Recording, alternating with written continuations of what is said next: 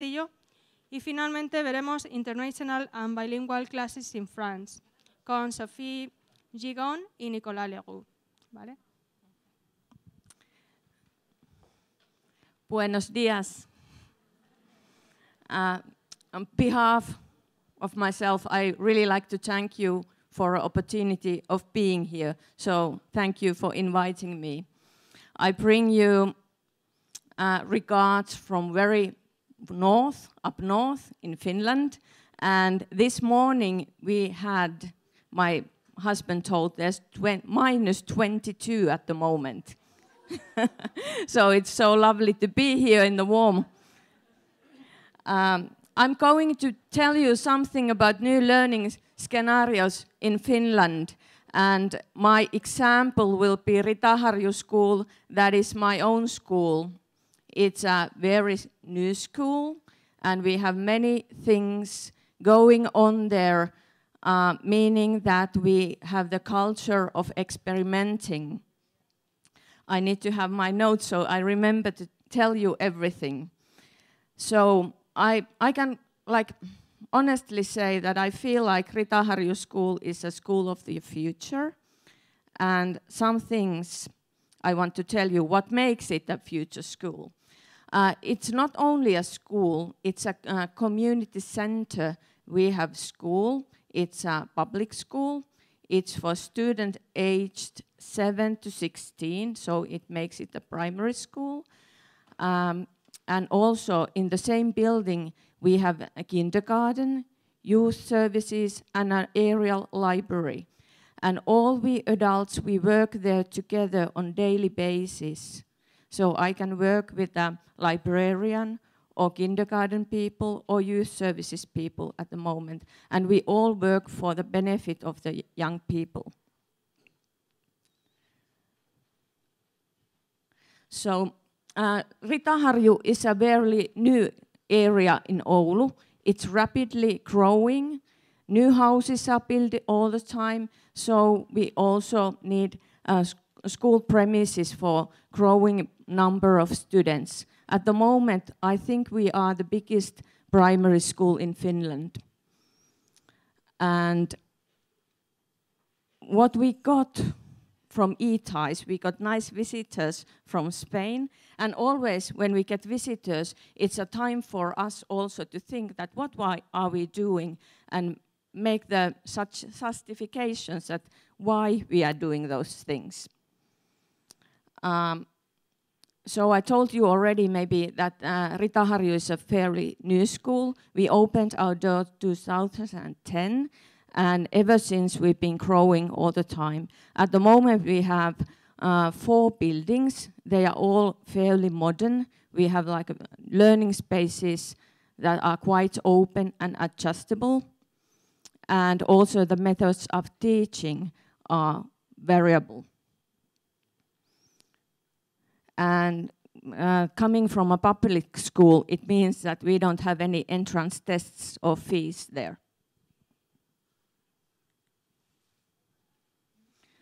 So I've written there some main points about what kind of things happens in everyday life there. Our biggest value is working together. As I told you, there are many professions working together all the time, but we want the kids to learn to work together as well, so that we have teamwork. We've tried to coach them, move from traditional teaching for like guiding and coaching them. And our aim is to support their learning, and so that they would learn to learn and to notice and know themselves that what are their strong points, their strengths, and what kind of learners they are. And of course then help them in that sense. Of course we lose a lot of technology, but it's not like the most important point, not at all. We have many ongoing projects with Oulu University, for example, in mathematics learning and use of artificial intelligence with students for example, we use their own cell phones quite a lot in everyday life. For example, they use, after my lessons, I'm a textiles teacher, they evaluate themselves every week with their own cell phones. How was the lesson? Did I learn something new? I think, as I said already, it's very important for students to learn what kind of learners they are, so they can focus on the main things. They can focus on the things they need to learn better. They become aware what kind of students they are, what kind of profession they may have when they grow older. And as I've written there that many levels of special education also. It means that every day during almost every lesson there can be a teacher assistant or special education teacher in the same classroom with a mathematics teacher or Finnish teacher. They work together all the time. Somebody might need a little bit of help and then get on easily.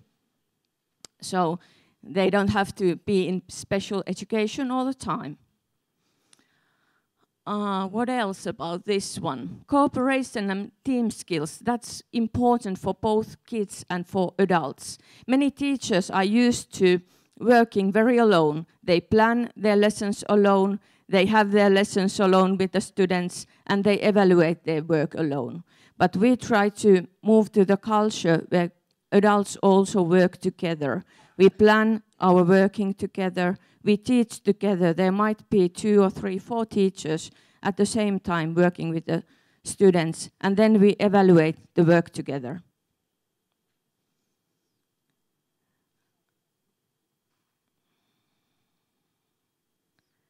What else about our premises, of course, the school buildings. They are fairly new. There are lots of space. We don't only use the classrooms. You can see our main lobby there. They can come there with their books or computers and work there together with their classmates. And teachers can walk around and guide them there. Of course, it's up to teacher when we go there or when they go there and when it's time to be in the classroom and do more traditional learning.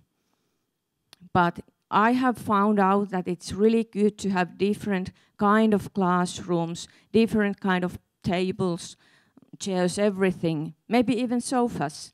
They can sit there, read a book, whatever suits them. The change in learning in Finland during the last 10 years have been quite fast. And I think it's going fast, even faster at the moment. And I think first in Ritaharju, we focused on technology a bit and then realized it's just the one tool among others. And now at the moment, our focus is on working together and working in teams, both kids and teachers.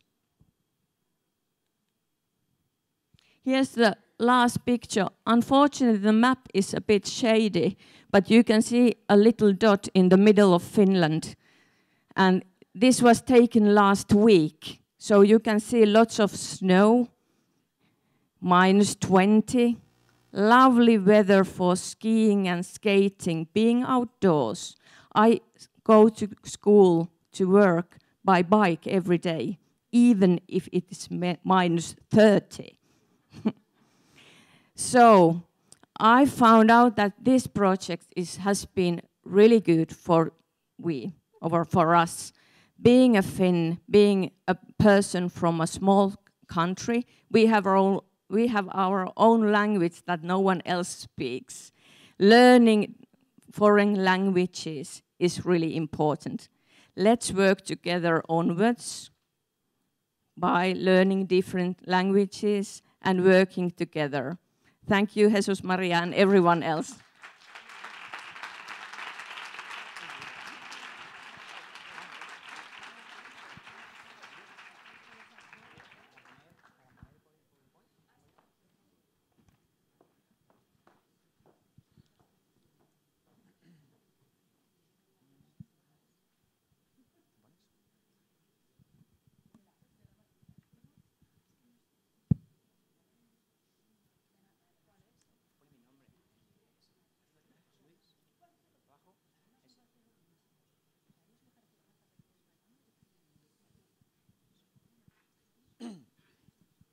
Bueno, pues en primer lugar, gracias a todos por estar aquí. Y después de la intervención de Marika, a mí me gustaría dar mi punto de vista como participante y también dándole un enfoque desde la organización y transformación de los centros. Así que voy a intentar ir muy rápido, perdonadme, pero el tiempo es el que hay. Hubo 2 periodos de observación. El primero fue para colegios, participamos todos los centros de este consorcio, y el segundo para los institutos. Bien, elegimos Finlandia. ¿Por qué? Yo creo que todos estaremos de acuerdo en que en Finlandia es uno de los grandes referentes de la educación europea. Es más, desde mi punto de vista, es uno de los grandes referentes a nivel mundial. Por cuestiones de tiempo no podemos comentar las claves del éxito de la educación en Finlandia, pero sí que debemos destacar por lo menos una de ellas, y es que se premia la curiosidad y la participación, y además, por encima de todo, se valora la creatividad, la experimentación y la colaboración. Y esto es fundamental, porque se prioriza todo ello por encima de la memorización de los conocimientos. Es un aporte que tenemos que aplicar en nuestros centros. Vamos centrándonos ya en la experiencia que vivimos. Partimos de capital a capital, de Madrid a Helsinki, desde ahí 600-700 kilómetros al norte, a la ciudad de Oulu. ¿Y por qué en esta ciudad? Pues veréis, en Oulu se encuentra el colegio de Marika, el Ritarharju School. Este centro está considerado como una referencia dentro de Finlandia, pero además está considerada como entre los 11 colegios más innovadores a nivel mundial. Para nosotros, poder realizar una observación en este centro, de verdad que fue un privilegio. Vamos a ver ahora los espacios de ocio y espacios de trabajo, y esto no es un error, es decir, yo no me he confundido y he juntado, se me han mezclado las imágenes, el ocio con el trabajo. Lo he puesto así adrede porque en Finlandia es uno de los principios clave, uno de los principios básicos. El ocio y el trabajo van de la mano, es decir, no se concibe el uno sin el otro. Los niños tienen que tener tiempo para todo, tienen que tener tiempo para trabajar, para estudiar, pero también para desconectar y relajarse. ¿Por qué? Porque un niño puede realizar un problema matemático y bloquearse, y un tiempo de desconexión o de relajación le puede permitir volver a ese problema que estaba realizando y aportar una solución más imaginativa o más creativa. Si nos ponemos a pensar, es el mismo concepto que utilizan empresas tan punteras como la propia Google, en el cual los trabajadores están trabajando, pero tienen ocio dentro de su espacio de trabajo. ¿Por qué? Porque van a ser mucho más productivos, es más, van a ser mucho más creativos. Pues esta idea también deberíamos ponerla en práctica en nuestros centros. Tenemos este mismo colegio con el hall de entrada, acogedor, agradable y punto de encuentro, porque aquí también van a participar antiguos alumnos y también familiares, y esto es fundamental. Vamos a ver ahora las aulas. En primer lugar, tenemos un aula con distintos espacios, espacios modulares que se pueden adaptar a todas y cada una de las actividades que se hagan, en pequeño grupo, en gran grupo, de forma individual. Y por otro lado, vemos otra de las aulas, porque sigue siendo un aula, donde aparece un sofá, un puff, también aparece una alfombra y colchonetas. ¿Por qué? Porque otro principio básico de Finlandia es que los niños tienen que trabajar, tienen que estudiar, sí, pero en el entorno más agradable posible, porque esto va a favorecer el aprendizaje. Vemos otro aula más. Aquí vemos recortables, cajas, tijeras, pegamento. Claro, todos pensaríamos, sí, están trabajando la plástica, evidentemente, yo también lo pensaba. Hablando con su profesor nos decía, no, de eso nada, estamos trabajando matemáticas, estamos trabajando el plano, estamos trabajando la escala, es decir, están trabajando lo mismo que nosotros, pero no en una libreta escribiendo una y otra vez las medidas, el plano, copiando lo que es la escala, el concepto. No, están aprendiendo haciéndolo, están creando ellos mismos. Y vamos a ver cómo este aprendizaje lo van a recordar toda su vida. Otros distintos proyectos, stop motion, una pequeña ciudad, es decir, aprender haciendo, en definitiva. Los pasillos también son integradores, son espacios de trabajo donde los niños pueden trabajar, sentirse cómodos, agradables. Y tenemos que pensar entonces qué es lo que hace diferente a Ritarharju School. Lo primero, una idea clave. Una de nuestras primeras inquietudes es cómo se enseña a leer a los niños ahí, cómo se comienza la lectoescritura en Finlandia, que es uno de los grandes mitos que todos pensamos. Los profesores nos decían de los más pequeños, no, nosotros no les enseñamos a leer, no les enseñamos las letras, no. Entonces, ¿qué hacéis? Nosotros los motivamos, les leemos cuentos, les leemos libros. ¿Para qué? Para que sean ellos mismos los que digan, profe, enséñame a leer, yo quiero leer ese cuento tan bonito. Es decir, les crean la necesidad de aprender a leer. ¿Y ello qué nos va a permitir? Acelerar el proceso de lectoescritura y que sea un proceso mucho más significativo. Pues es una idea clave que tenemos que implementar en nuestros centros. Otras ideas, pues que el aprendizaje está en todas partes y no únicamente en el aula. Es decir, vamos a sacar la educación fuera de las aulas, porque también se aprende ahí, que los espacios de aprendizaje tienen que ser abiertos y flexibles, que se adapten a distintas actividades, como hemos dicho, en pequeño, en gran grupo, y un centro comunitario donde participen también antiguos alumnos y las familias, en definitiva, que participe toda la comunidad educativa. Igualmente integran las TIC, como bien ha comentado Marika, en toda su programación. tienen también un principio, desde mi punto de vista, básico: divertir aprendiendo y aprender divirtiéndose, porque la diversión del niño va a implementar su aprendizaje y va a hacer que sea mucho más significativo. También, otro aspecto, que el aprendizaje es mejor cuando el entorno de aprendizaje es mucho más motivador y están motivados. ¿Por qué? Porque va a fomentar el aprendizaje. Una anécdota que nos ocurría es cuando salimos al patio. Imaginaos, cientos de alumnos y es un patio donde no tiene vallas, no tiene verja.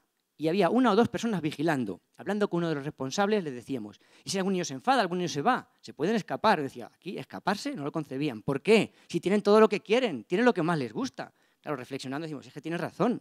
Pues es un concepto también interesante. Igualmente, debemos de reflexionar y perdonar, porque hay mucha información y poco tiempo, cuáles son las claves del éxito del sistema educativo en finlandés que podemos aplicar aquí, en nuestros centros. Bien, por una parte debemos de tener en cuenta todos los estilos de aprendizaje. Bien, es cierto que el canal visual es el que predominante.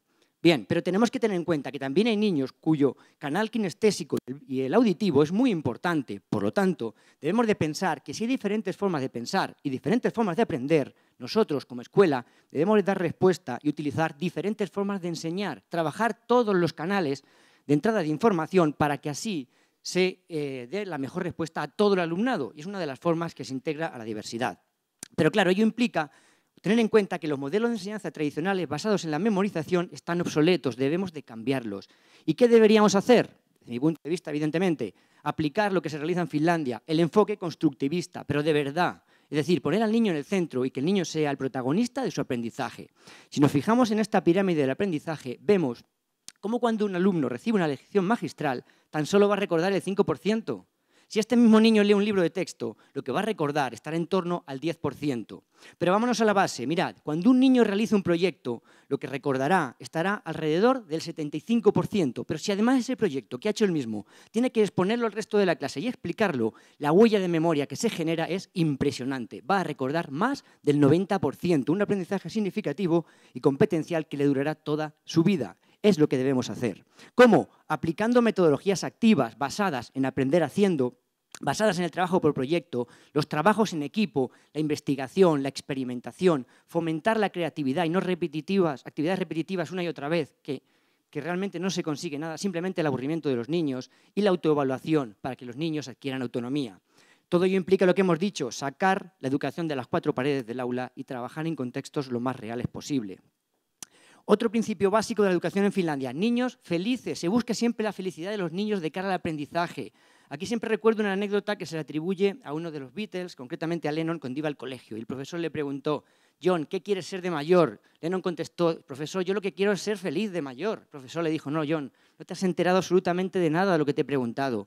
Lennon contestó: no, profesor, usted es el que no se ha enterado de nada de mi respuesta. Esa es la clave, la felicidad de los niños, pero no solamente ya por una cuestión de buenismo, que también porque los niños se merecen ser felices, sino porque está demostrado que los niños felices aprenden mucho más y mucho mejor. Y esto nos lo demuestra la neurociencia. Mirad, cuando un niño está motivado y disfruta del aprendizaje, nuestro cerebro comienza a generar una serie de neurotransmisores, principalmente las endorfinas, la dopamina, la oxitocina, que favorece el aprendizaje. Por el contrario, cuando un niño trabaja bajo el estrés y la desmotivación, lo que su cerebro genera es el cortisol. El cortisol es totalmente incompatible con el aprendizaje, bloquea nuestro cerebro, no nos permite pensar, ni razonar, ni ser creativos. Se podrá memorizar, sí, pero pronto se olvidará.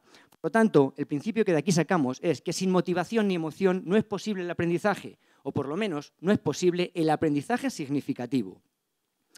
Tenemos que tener igualmente en cuenta la educación emocional, porque nuestro cuerpo todo está conectado. Si trabajamos también la gestión de habilidades y la gestión de las emociones, estaremos fomentando la motivación y la ilusión de los niños, desarrollando su creatividad y la flexibilidad de pensamiento, desarrollando su desarrollo cognitivo y además trabajando la salud y el bienestar. En definitiva, estaremos trabajando el crecimiento personal, dotando a los niños de herramientas y habilidades para su vida escolar, para su futura vida profesional y para su vida personal. Y todo ello les ayudará a adquirir las competencias básicas.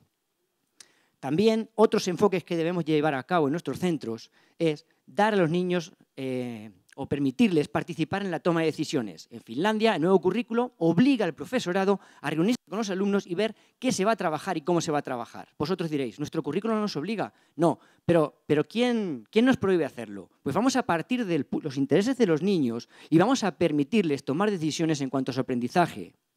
Además, debemos de facilitar diferentes ambientes de trabajo, ambientes flexibles. ¿Cómo? Pues talleres en las aulas, pero ya no solo en infantil, que ya se realiza, también en primaria y, ¿por qué no?, en los institutos. Trabajar fuera, en el entorno, en el patio. Y también la exposición de proyectos finales en todas y cada una de las áreas.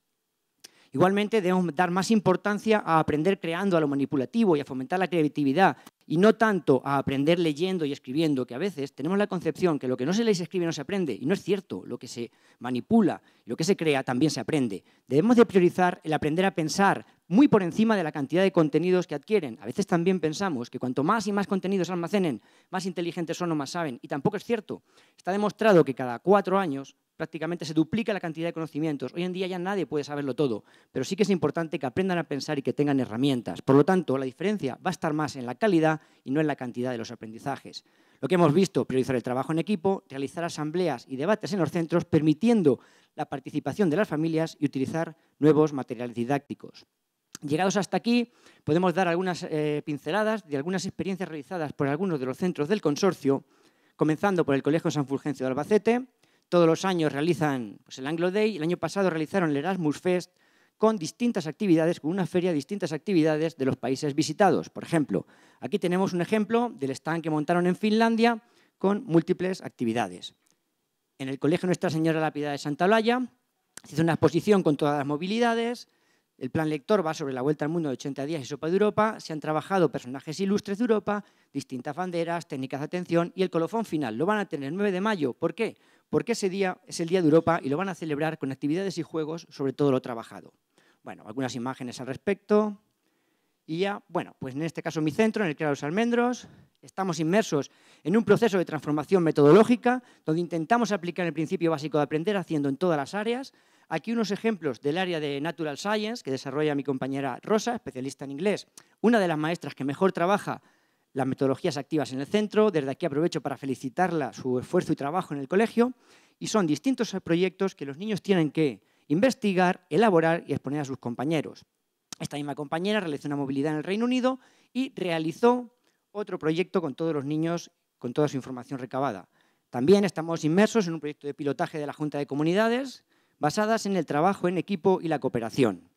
Además, trabajamos también en audiovisuales con fotografía y vídeo, donde los niños tienen que realizar distintos vídeos, distintos stop motion y exponerlos a los compañeros. Por lo tanto, intentamos unificar el aprender haciendo, la utilización de nuevas tecnologías y la exposición de proyectos. Y ya por último, pues tenemos un proyecto que hemos puesto en marcha de eTwinning, que lo ha pensado y gestionado nuestra compañera secretaria del centro, Julia. También quiero agradecer su esfuerzo en este proyecto y en tantos otros que llevamos en el centro, así que dar las gracias a Julia.